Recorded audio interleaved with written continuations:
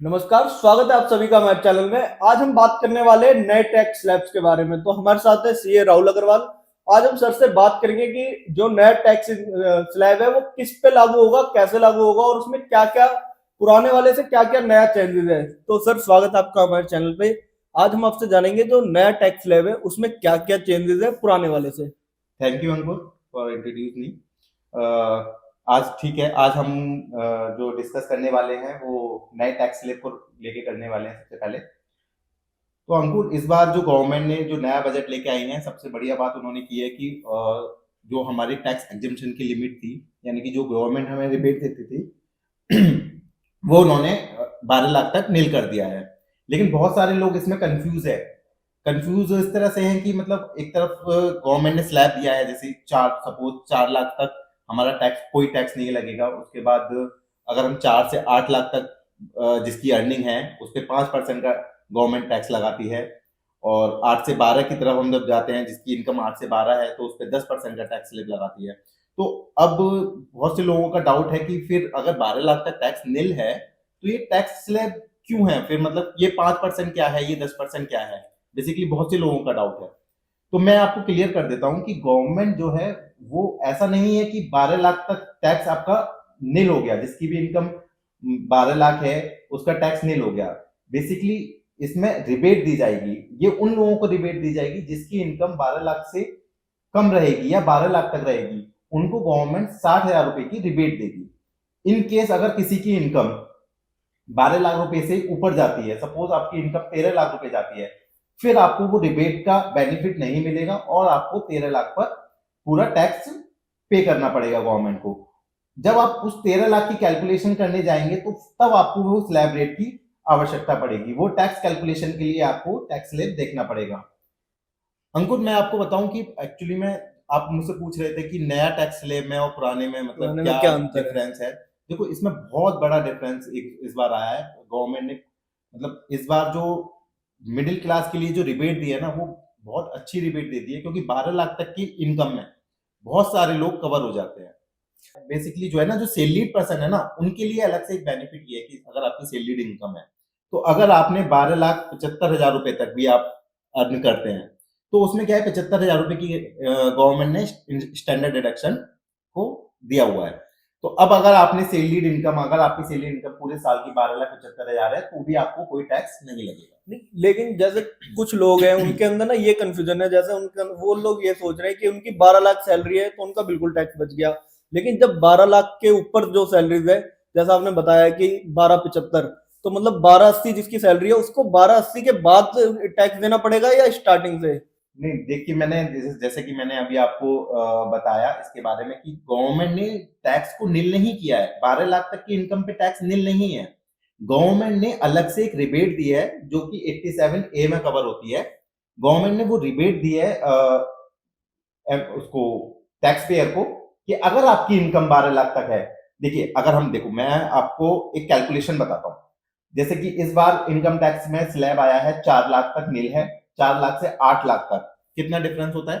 4 लाख का। 4 लाख। उस पर 5% गवर्नमेंट टैक्स लेगी, यानी कि कितना हुआ? 20,000।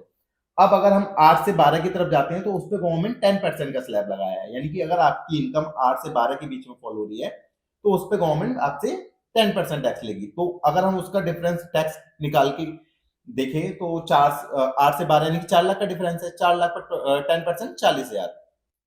तो जो 5% लगा 20,000 प्लस 10% लगा 40,000, टोटल हुआ 60,000। अब गवर्नमेंट क्या करेगी? गवर्नमेंट बोल रही है कि अगर आपकी इनकम सिर्फ 12 लाख तक है तो मैं ये आपको 60,000 रुपए की रिबेट दूंगी।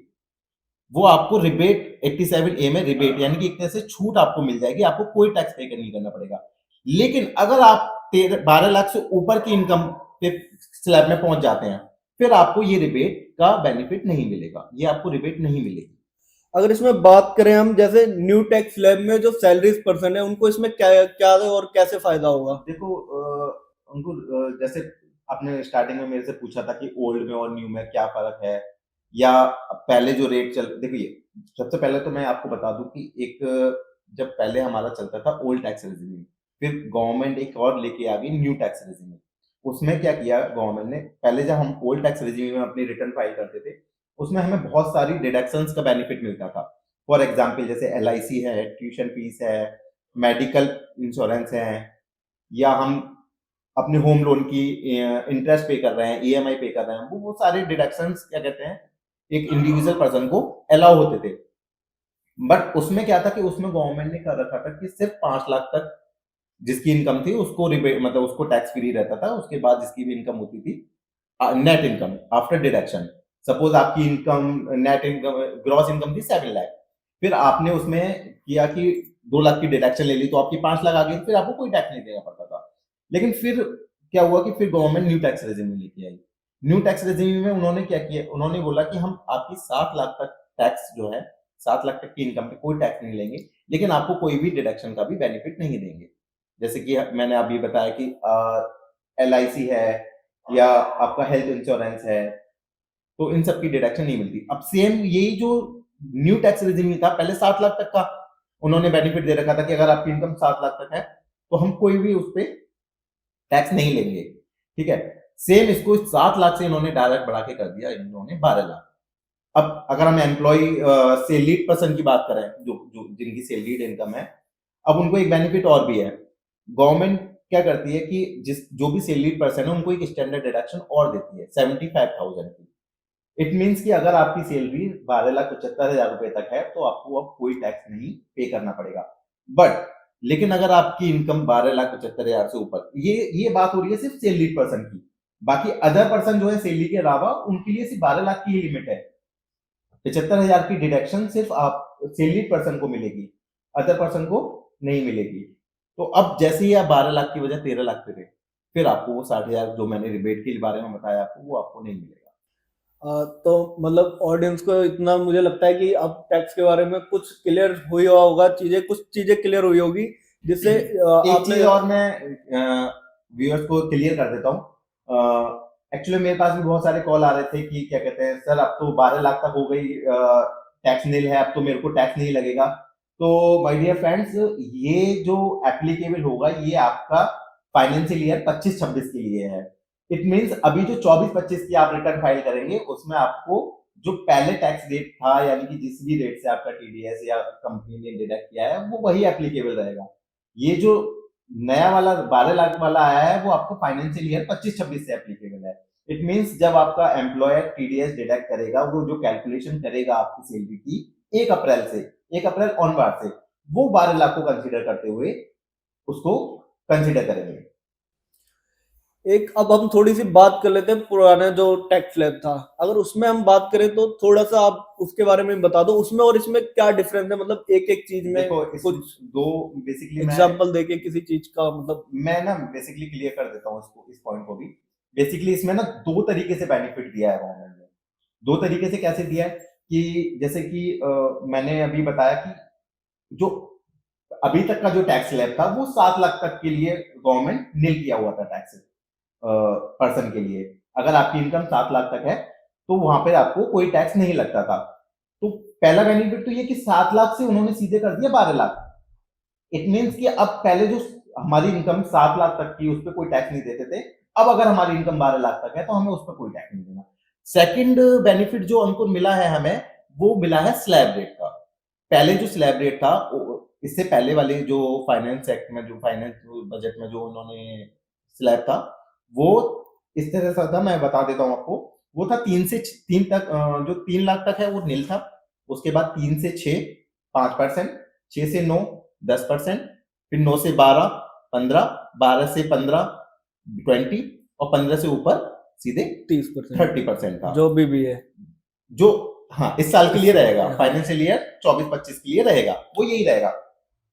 अच्छा, इसमें एक बेनिफिट तो आपको मिला कि 7 लाख से सीधे हम 12 लाख पे आ गए कि 12 लाख तक हमें कोई टैक्स नहीं देना। एक बेनिफिट और भी मिल गया। एक बेनिफिट क्या मिला कि इसमें स्लैब रेट को भी थोड़ा सा इंक्रीज कर दिया इन्होंने। स्लैब रेट को इस तरह से इंक्रीज किया है कि 4 लाख तक आपकी इनकम पे कोई टैक्स नहीं लगेगा, 4 लाख से 8 लाख तक वो 5% टैक्स लगेगा, 8 लाख से 12 लाख तक की इनकम पर आपको 10% टैक्स लगेगा, और 12 लाख से 16 लाख तक आपको 15% का टैक्स रेट लगेगा, 16 लाख से 20 लाख तक आपको 20 लगेगा, और 24 लाख से ऊपर पे आपको 30% का रेट लगेगा।